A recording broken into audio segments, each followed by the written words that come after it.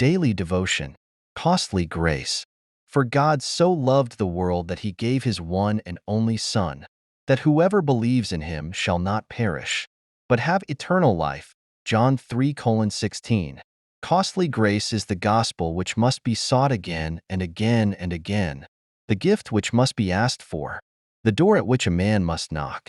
Such grace is costly because it calls us to follow, and it is grace because it calls us to follow Jesus Christ.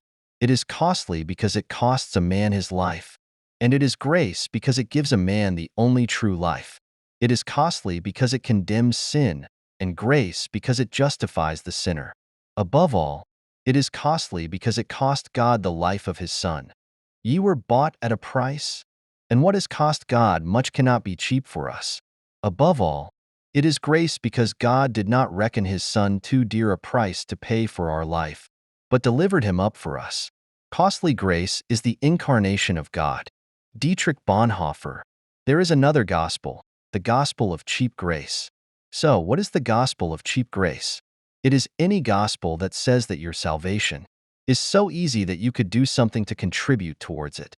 I believe in costly grace. Cheap grace is not enough. The only one that can save me is the grace that cost God everything and is free to me.